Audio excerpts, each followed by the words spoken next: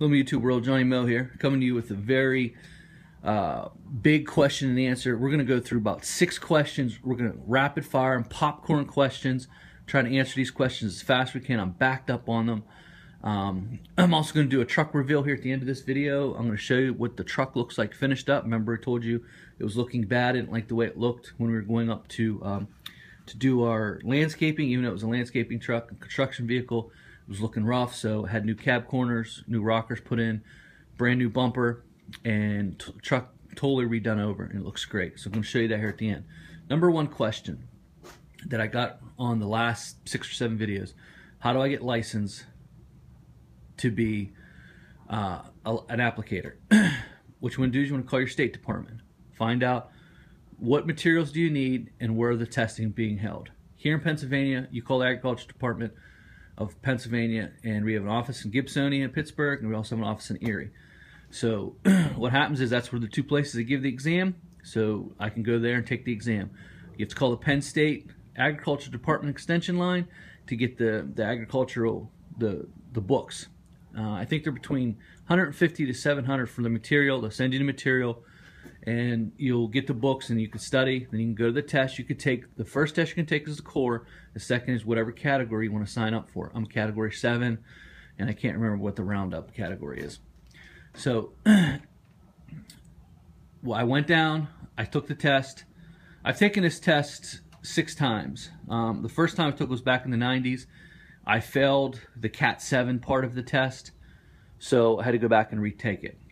There's a core part, which is basically safety and different things like that. It's pretty easy.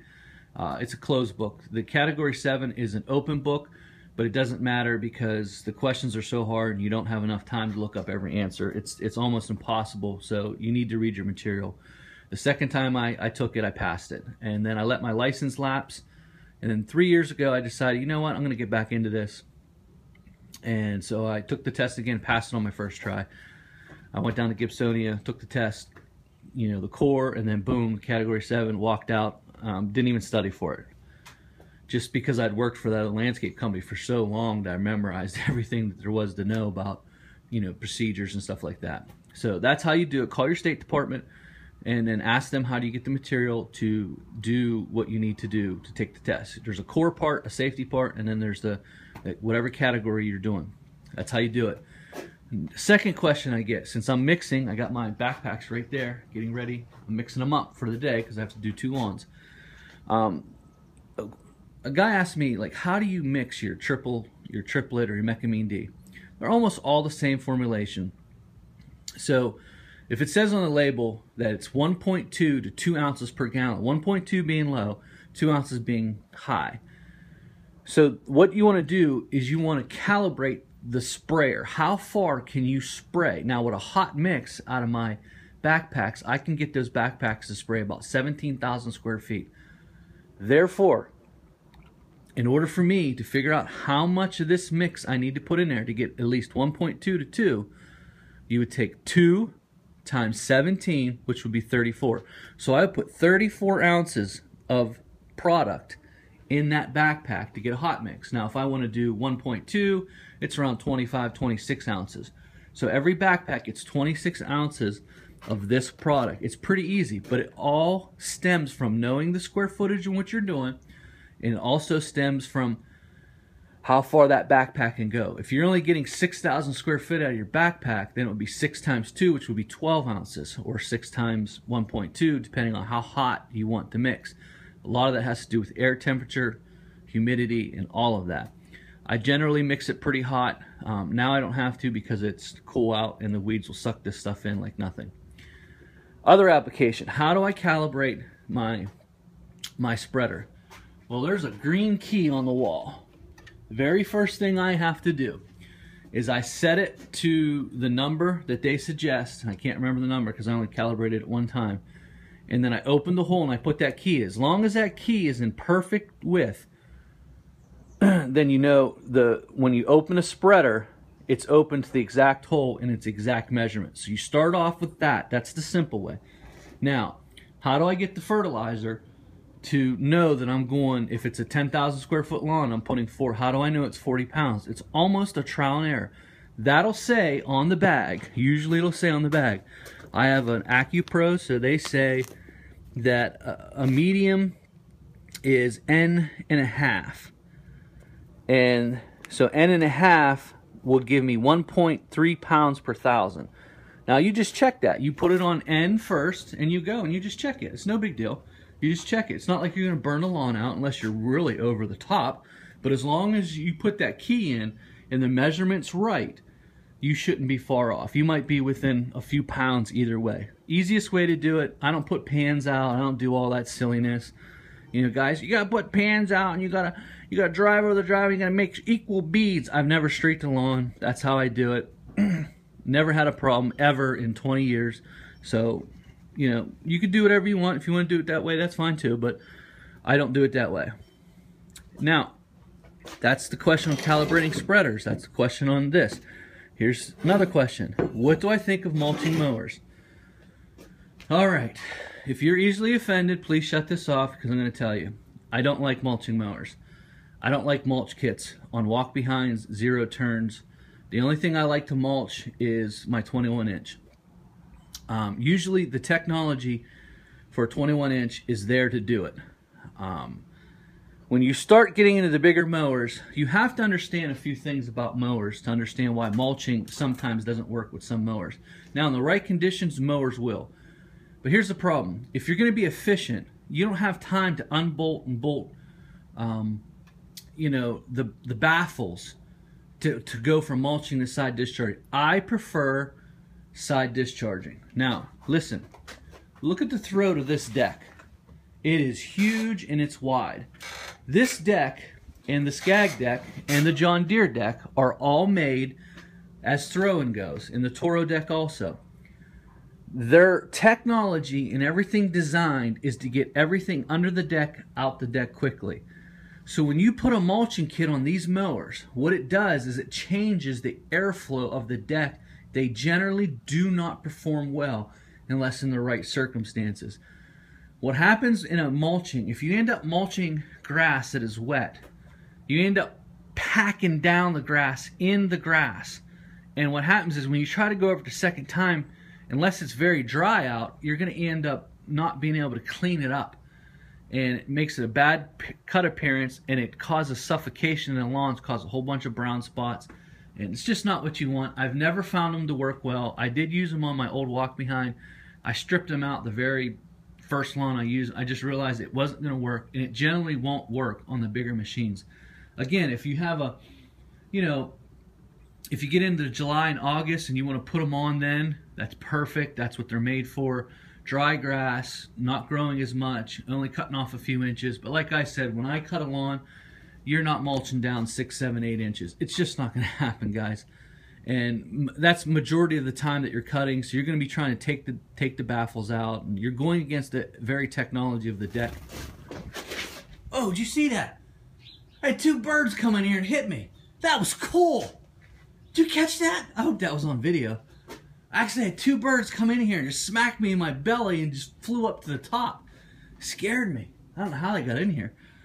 Whew, that's pretty cool. I've never seen that happen before. Only on a question and answer video for Johnny Mow. So that's my thoughts on mulching mowers. Don't suggest it. We'll never do it. I'm a throw and go. If I have to double cut, I raise up the deck a 1/2 inch, and what happens is I'll go over the lines. If it's thick or if it's a little bit clumpy, I'll go over the lines again real quick at a really high rate of speed. So that's how I cut grass, or I'll bag it. I'm not going to waste time mulching it and going real slow. It's just a waste of time. That's my opinion on it. The guy asked me about Gator blades. This is a G6 Gator blade. It goes on to my my Snapper Pro. I don't have Gators for the Toro. I'm going to tell you why. I only use this in leaf season. I never use these during the year. Again, when manufacturers build the mowers, they do not build the mowers. They built the mowers with the airflow going a certain way. What happens with Gator blades is it changes the way the deck performs. And generally, 9 out of 10 will not perform well in high grass. Meaning, if you have a grass that's extremely high and you try to use Gator blades, it messes the airflow up. Here's what happens. The grass gets cut here, then it goes through. Some of the grass slips through these little serrated edges. It comes down to be recut again. When you have a throw and go, your deck is not designed to do this. Therefore, it changes the airflow pattern of a deck. And it always causes a line not to be cut. I use them only in leaf season when the grass is not high, and that's it. These never go on any other time of year. I've never found them to be effective in any of the mowers that I've run. People swear by them, but I do not use them. I've used them before. My Toro definitely hates them. It actually leaves a strip of uncut grass on the Toro and the X-Mark.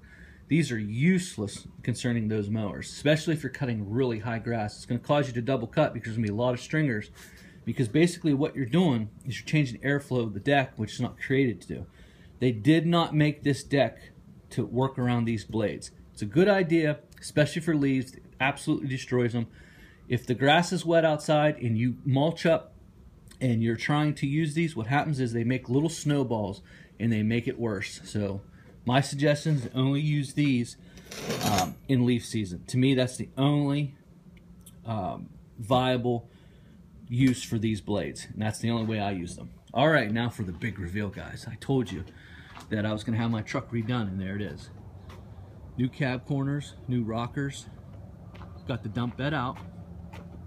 Haven't seen this bed in a long time. They did a good job. Not bad for 11 years old. New bumper. Brand new bumper. New rockers on this side. New cab corners. Truck looks brand new. Look at that. I spent $2,300 and got basically my old truck running real perfect again. Put a little bit of money into it. It's 11 years old, has 111,000 miles on it. It was my first big 2500 HD. The rest of the time I was using half tonners, and I just couldn't do it. So looks good, guys. And now when I pull up to a job site, I don't have rust hanging off the truck, like big holes in the cab corners, and the the wheel wells are all blown out, and it looks very professional. And I'm not kidding you. I just had a lady stop me. Was it yesterday? I was fertilizing the lawn. She's seen the truck and trailer set up, and she's like, "Oh my good, you take such good care of your stuff. I can only imagine what you would do for my lawn." And that's the truck and trailer that I was using to do it. So that's my time. Listen, guys, just that's all it was 2,300 bucks. And look at that. It looks great. Looks almost brand new compared to the last time I showed you a month ago. It had holes in the rocker. The rockers are completely rotted out. The cab corners had a huge, massive hole in it, and it wasn't going to pass inspection here in Pennsylvania anyway. But the fact of the matter is, think about that. For 2,300 bucks, I just basically redid my truck. It's all it cost, and to buy a new one would be $48,000. So I'm in here. Might as well show you this real quick. Going full tilt here, finishing up the year. I got my fertilizer in here. I got my little. This is how I keep the spreader in place. I just bungee it to the wall so that way it doesn't slide back and forth. Mower's ready to go. Grass is still soaked, and everything's ready to go. So we're gonna pull out of here. We're gonna upload this video, and nice chat with you. I hope we answered a lot of questions for you, and we'll see you again. You know what? I'm actually probably gonna take a little break from YouTube. So I'm gonna take a little break. A little shout out to Geek to Freak, Keith Kelfis, Brian Shane, Dan Trimmers, Brad Lloyd, B&B Lawn Care, Randy. A lot of shout out to you guys. I'm going to take a little break from YouTube for a while. I'm going to start coaching basketball real soon. I've been coaching 3 days a week, so now it's going to pick up since the season's starting. So I'm going to take a little break from YouTube for, this could be a little bit of a break, a little long break. So I'll catch up with you. Hopefully you enjoy this video. Bye.